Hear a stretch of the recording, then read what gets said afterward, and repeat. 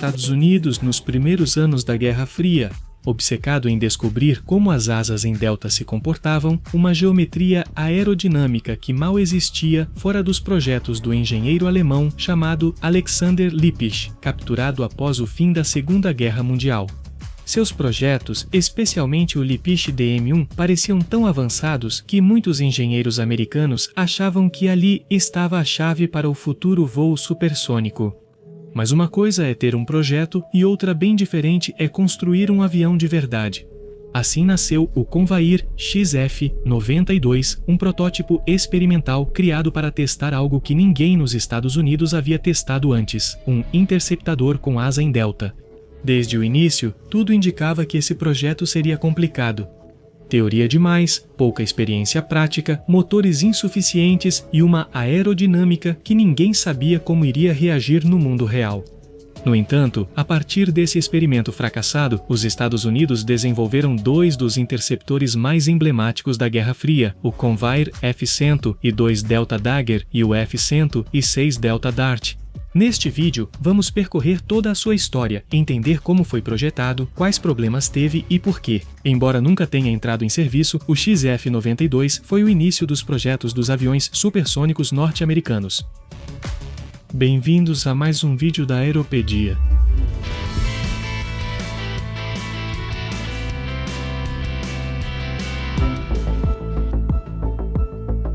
Para entender esta aeronave, devemos olhar para a Alemanha na Segunda Guerra Mundial.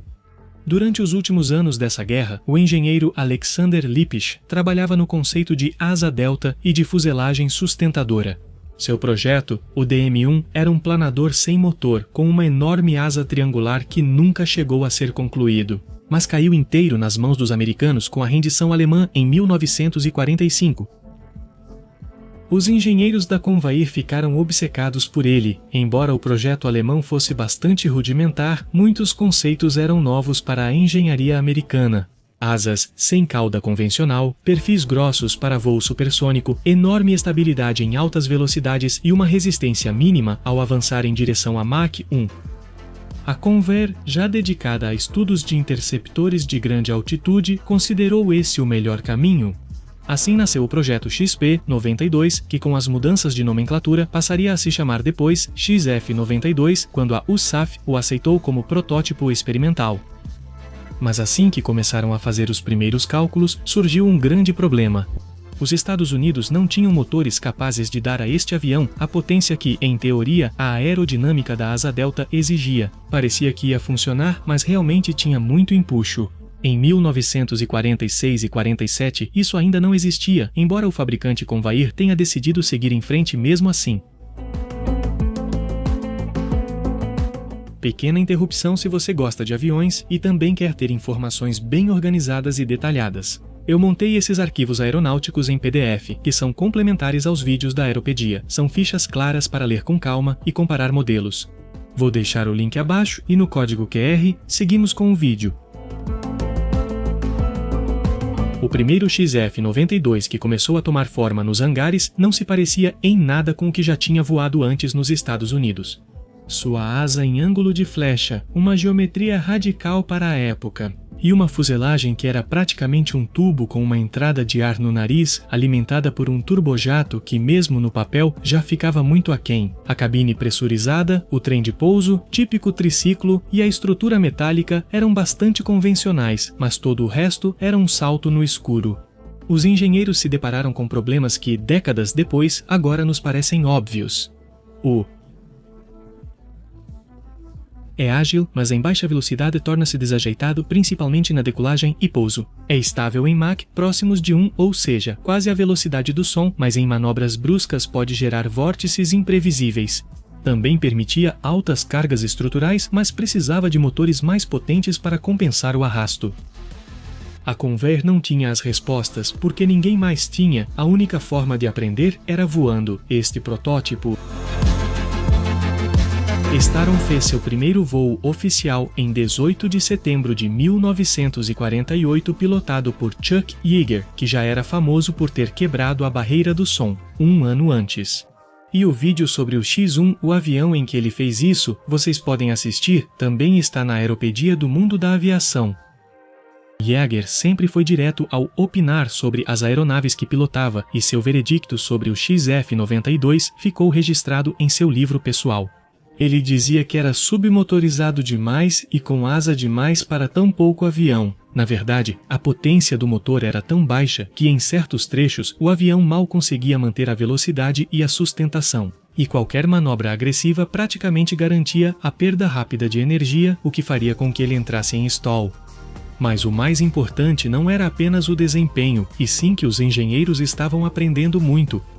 Este avião permitiu analisar pela primeira vez, com dados reais, como as ondas de choque se comportavam sobre uma asa delta. A formação de vórtices em altos ângulos de ataque, o comportamento transônico, a estabilidade direcional com nariz em flecha e as perdas de controle em baixas velocidades. Chuck Yeager realizou manobras cada vez mais exigentes, incluindo subidas verticais e mergulhos rápidos para levar o avião até Mach 1, mas ele nunca ultrapassou, nunca quebrou a barreira do som. Mesmo assim, as informações que ele gerou foram muito úteis. Um dos maiores erros do XF-92 foi o formato do seu nariz, derivado diretamente do projeto alemão. A fuselagem tinha uma curvatura que, em altas velocidades, gerava uma onda de choque que afetava o fluxo que alimentava o motor e também o leme de direção. O resultado disso era uma tendência a perder o controle direcional, justamente quando mais se precisava de estabilidade. Yeager relatou que, em certas manobras, o avião deslizava para um lado, um efeito que era brusco e imprevisível. Com Bayer, ele redesenhou parte da fuselagem, mas o avião continuava longe de ser seguro. Embora essa aeronave fosse evidentemente insuficiente para uso militar real, com Bayer e a Força Aérea decidiram continuar usando o protótipo como banco de testes. Era literalmente o único Alan Delta americano disponível, por isso era preciso aproveitá-lo ao máximo. Durante 1949 e 1950 foram realizados muitos voos que permitiram ajustar os modelos matemáticos, validar túneis de vento e, acima de tudo, começar a projetar um interceptador. Sério mesmo, o projeto que eventualmente se tornaria o F-120. Mesmo depois de sofrer um acidente em um pouso forçado e ficar fora de serviço em 1953, tudo o que ele gerou em termos de dados continuou sendo fundamental para os próximos programas. Antes de entrar em uma comparação final com seus sucessores, o F-102 e o F-106, existem dois conceitos-chave que nascem diretamente do programa 1, o Alan Delta, que realmente funcionava, mas precisava de otimização.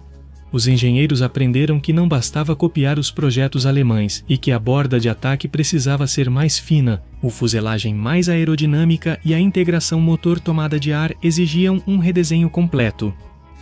Também aprenderam que a teoria sem engenharia prática não serve, porque ficou provado que muitos cálculos supersônicos eram idealistas demais. O comportamento real do fluxo de ar transônico obrigou a revisar grande parte da teoria da época.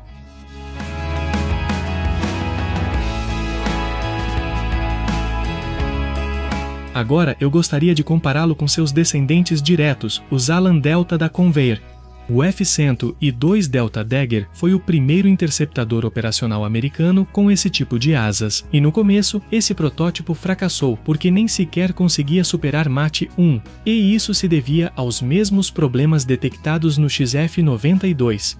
O arrasto transônico muito elevado, uma fuselagem sem otimização para fluxo transônico e supersônico e entradas de ar ineficientes. A mudança veio com a descoberta da regra da área, onde a fuselagem precisava afinar em certa região para reduzir o arrasto transônico.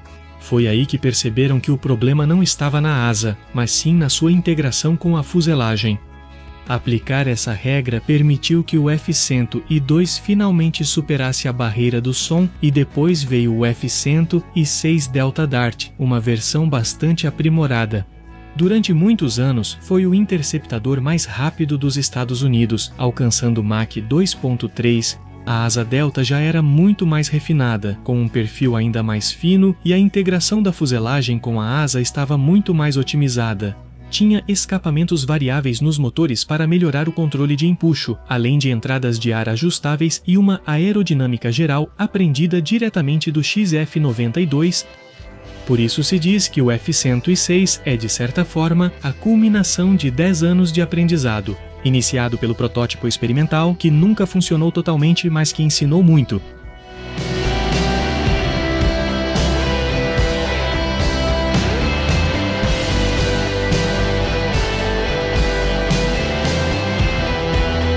O Conveyor X-92 nunca entrou em serviço nem quebrou nenhum recorde, mas sua importância foi imensa. Foi o primeiro passo real nos Estados Unidos para entender a asa delta, uma geometria que dominaria os interceptores das décadas de 50 e 60.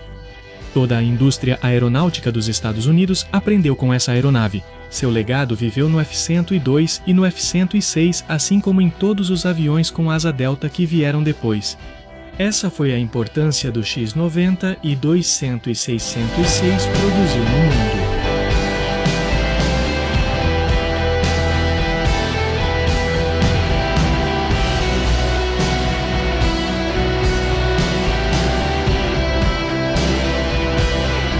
Espero que vocês tenham gostado deste vídeo. Meu nome é Marcos e esta é a Aeropedia.